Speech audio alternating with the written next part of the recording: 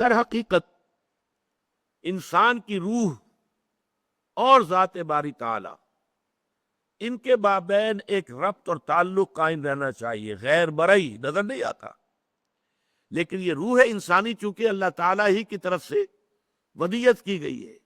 بلکہ اسے اللہ نے اپنی ذات کی طرف نسبت دی ہے۔ یہ سلونک عن الروح قل الروح من امر ربی، تو ہر روح کا تعلق ذات باری تعالیٰ کے ساتھ ہے، جس کے لیے کہ میں سادہ سی ایک تشبیہ دیا کرتا ہوں، جیسے کہ سورج اور اس کی کرنیں کروڑ میل چلی آئی ہے، جنب زمین تک پہنچ گئی، لیکن سورج سے اس کا رشتہ نہیں ٹوٹتا، سورج سے تعلق برقرار ہے، چاہے یہاں آ گئی ہے کروڑوں میل سفر کر کے۔ اسی طریقے سے روح انسانی کا تعلق جو ہے ذات باری تعالیٰ کے ساتھ ہے، البتہ غفلت کی وجہ سے یوں سمجھیے کہ یہ تعلق ٹھنڈا پڑ جاتا ہے،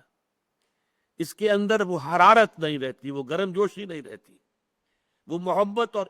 عشق خداوندی کی گرمی جو ہونی چاہیے۔ شاد باد ہے عشق خوش سودائے ماں، اے طبیب جملہ علت ہائے ماں۔ یہ مولانا روم فرما رہے کہ میرے تو تمام بیماریوں کا جو اصل طبیب ہے، معالج ہے، وہ عشق خداوندی، اللہ کی محبت۔ اور علامہ اقبال نے بھی بہت خوب کہا ہے کہ عقل و دل و نگاہ کا مرشد اولی ہے عشق، عشق نہ ہو تو شر و دین بتکدے تصورات۔ یہ تمام جو ہے روح جو ہے وہ اللہ کی محبت ہے، جس کو کہا گیا ہے کہ والذین آمنوا اشد حبا للہ، وہ لوگ جو واقعتاً صاحب ایمان ہوتے ہیں وہ شدید ترین محبت کرتے ہیں اللہ تعالیٰ کی ذات کے ساتھ۔ یہ محبت کا رشتہ جب تک استوار نہ ہو، یہ اس میں حرارت موجود نہ ہو، تو چاہے انسان نماز بھی پڑھ رہا ہے، سب کچھ کر رہا ہے، لیکن یہ رسومات بن کر رہ جاتی۔ نماز و روزہ و قربانی و حج یہ سب باقی ہے، تو باقی نہیں ہے۔ اندر سے وہ شے نکل گئی، عشق کی تیغ جگردار اڑا لی کس نے۔ یہ اندر سے جب وہ عشق کی تیغ نکل گئی تو جیسا کہ کہا اقبال ہی نے کہ شوق اگر تیرا نہ ہو میری نماز کا امام، میرا قیام بھی حجاب میرا سجود بھی حجاب۔ ہو تو رہی ہے اٹھک بیٹھک، مشقت ہو رہی ہے، لیکن وہ شوق، وہ محبت وہ اللہ تعالیٰ کی ذات کے ساتھ کون وہ اگر نہیں ہے تو ٹھیک ہے، ثواب تو ملے گا۔ آپ نے محنت کی ہے، آپ نے وقت نکالا ہے، آپ نے اس کے لیے جو ہے اپنی مصروفیات کو پیچھے ڈال کر اور آپ نے نماز کے لیے حاضری دی ہے، مسجد میں آئے تو ثواب ملے گا، لیکن وہ نماز کی اصل روح نہیں ہے۔ تو یہاں جو کہہ رہے ہیں حضرت لقمان اپنے بیٹے سے کہ اللہ کو پہچان لینا کافی نہیں ہے، اللہ کے ساتھ ایک مسلسل، اب جس کے لیے میں لفظ استعمال کر رہا ہوں ہاٹ لائن جو آج کل استعمال ہوتی ہے،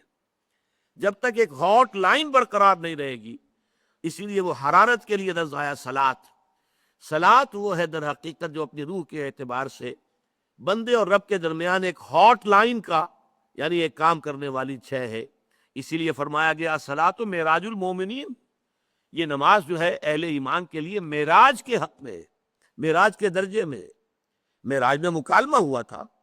اور یہی مکالمہ نماز میں ہوتا ہے، میں ابھی آپ کو سنا چکا ہوں۔ بندہ کہتا ہے الحمدللہ رب العالمین، اللہ فرماتا ہے حمدنی عبدی، میرے بندے نے میری حمد کی۔ بندہ کہتا ہے الرحمن الرحیم، اللہ فرماتے مجدنی عبدی، میرے بندے نے میری بزرگی بیان کی۔ بندہ کہتا ہے مالک یوم الدین، اللہ فرماتے اثنا علی عبدی، میرے بندے نے میری ثنا کی۔ پھر بندہ کہتا ہے ایاک نعبد و ایاک نستعین، تو اللہ فرماتا ھذا ما بینی و بین عبدی، یہ ایک معاہدہ ہے میرے اور میرے بندے کے درمیان، بھلے عبدی ما سال، بندہ کہہ رہا ہے میں تیری ہی بندگی کروں گا اور کرتا رہوں گا، اور میں تجھ ہی سے مدد مانگتا ہوں اور مانگتا رہوں گا۔ اللہ فرماتا ہے یہ میرے اور اس کے درمیان اب عہد ہے، ھذا ما بینی و بین عبدی، یہ میرے اور میرے بندے کے مابین ایک عہد ہے، قول و قرار ہے، ایک معاہدہ، ایک میثاق ہے، بھلے عبدی ما سال، اور میں اپنے بندے کو دوں گا، اور یا میں نے دیا اپنے بندے کو جو کچھ کہ اس نے مانگا ہے۔ تو یہ مکالمہ چل رہا ہے، افلاک سے آتا ہے نالوں کا جواب آخر، کرتے ہیں خطاب آخر، اٹھتے ہیں حجاب آخر۔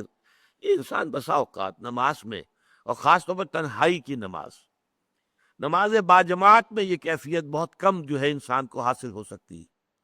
نماز باجماعت کے کچھ اور ہیں کہ جو مصلحتیں ہیں، اس کے فوائد ہیں، وہ ایک نظم پیدا کرنا اور ایک معاشرے کے اندر ایک خاص رنگ پیدا کر دینا، ایک خاص ثقافت کو